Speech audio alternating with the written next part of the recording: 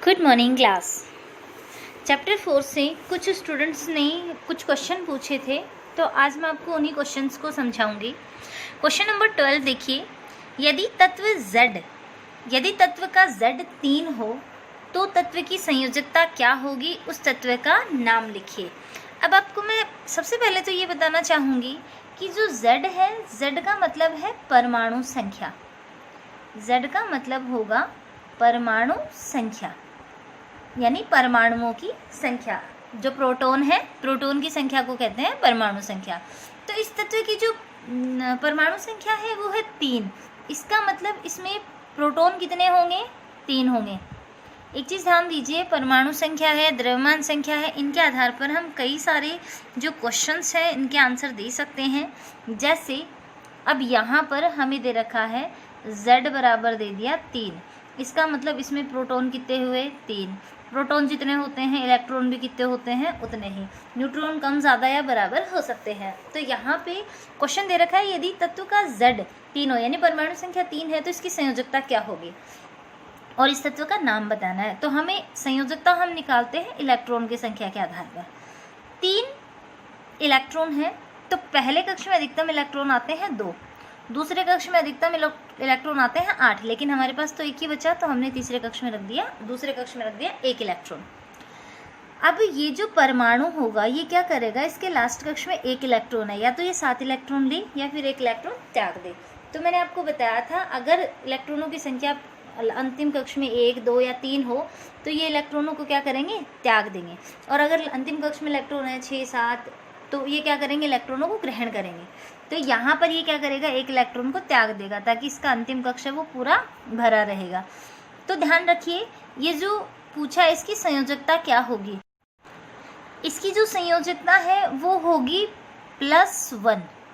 +1 क्यों होगी? इसकी संयोजकता होगी +1। क्यों? क्योंकि अंतिम कक्ष 1 इलेक्ट्रॉन त्यागता है। तो इसका आंसर हो जाएगा, तत्व की संयोजकता होगी +1। तत्व का नाम क्या है? 3 नंबर पे आ रहा है, तो z 3 है, इसका मतलब प्रोटॉन की संख्या 3 है, और प्रोटॉन 3 है, इसका मतलब परमाणु संख्या क्या हो गई? 3। और 3 नंबर पे क्या आता है? हाइड्रोजन, हीलियम, लिथियम, यानी 3 पर क्या आएगा? लिथियम। तो इस तत्व का नाम क्या हो गया? इसका नाम है लिथियम। अब देखो इसमें आगे अगला क्वेश्चन है, क्वेश्चन 13वां देखिए। 2 परमाणु स्पीसीज के केंद्रक संगठक नीचे दे रखे हैं। थोड़ा सा ध्यान दीजिए, यहाँ पे 2 परमाणु है, एक है x और एक है y। दोनों में प्रोटॉन की संख्या बराबर है। प्रोटॉन की संख्या बराबर किस में होगी? प्रोटॉन की संख्या अगर बराबर है तो दोनों की क्या होगी? परमाणु संख्या बराबर है। और परमाणु संख्या अगर बराबर है तो एक ही तत्व के परमाणु होंगे वो। यहाँ पे प्रोटॉन की संख्या समान है और न्यूट्रॉन की संख्या अलग अलग है। मैंने आप लोगों को समस्थानिक पढ़ाए थे कि कई बार क्या होता है, कुछ तत्व के जो परमाणु होते हैं ना, उनमें परमाणु संख्या तो समान होती है लेकिन द्रव्यमान संख्या होती है अलग अलग। x की अगर हम बात करें और y की बात करें तो x की द्रव्यमान संख्या हो जाएगी 12 और इसकी द्रव्यमान संख्या हो जाएगी 14। ठीक है, परमाणु संख्या दोनों की समान है लेकिन द्रव्यमान संख्या क्या है? अलग अलग है। इन दोनों स्पीसीज में क्या संबंध है? सबसे पहले इसमें पूछ रखा है x और y की द्रव्यमान संख्या ज्ञात कीजिए। तो x और y की द्रव्यमान संख्या होती है प्रोटॉन और न्यूट्रॉन का योग। तो यहाँ पर देखिए, जो x स्पीसीज है इसमें प्रोटॉन और न्यूट्रॉन की संख्या हो गई 12 और इसमें प्रोटॉन और न्यूट्रॉन की संख्या हो गई 14। तो x का द्रव्यमान संख्या है 12 और y की द्रव्यमान संख्या है 14। इन दोनों में क्या संबंध है? ये दोनों एक ही परमाणु के, एक ही तत्व के परमाणु हैं जिनकी परमाणु संख्या समान और द्रव्यमान संख्या अलग अलग है। अब इसमें देखिए आगे, यहाँ पे एक टेबल दे रखी है जो कि आपको पूरी करनी है। एक तरफ परमाणु संख्या दे रखी है, दूसरे कॉलम में द्रव्यमान संख्या है, तीसरे में न्यूट्रॉन की संख्या, फिर प्रोटॉन की संख्या, फिर इलेक्ट्रॉनों की संख्या, और उसके बाद हम बात करते हैं परमाणु स्पीसीज का नाम। सबसे पहले अगर हम बात करें परमाणु संख्या 9, इसका मतलब 9 नंबर पे क्या आता है? Hydrogen, helium, lithium, beryllium, boron, carbon, nitrogen, oxygen, fluorine. तो 9 नंबर पे क्या आया? फ्लोरीन।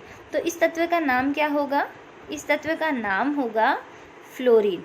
ठीक है, अब इसमें द्रव्यमान संख्या कितनी होगी? द्रव्यमान संख्या क्या होती है? प्रोटॉन और न्यूट्रॉन का योग। प्रोटॉनों की संख्या और न्यूट्रॉनों की संख्या का योग होता है द्रव्यमान संख्या।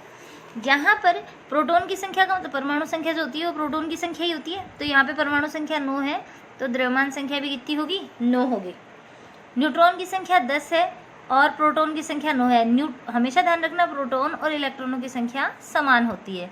यहाँ पे 12 है तो इसमें भी 12 होगी, यहाँ पे 1 है तो यहाँ पे 1, ठीक है, प्रोटॉन की संख्या। और यहाँ पर इलेक्ट्रॉन 0 बता दिया, इसका मतलब उसने 1 इलेक्ट्रॉन था और वो भी क्या कर दिया, त्याग दिया, तो ये हाइड्रोजन आएगा इसमें।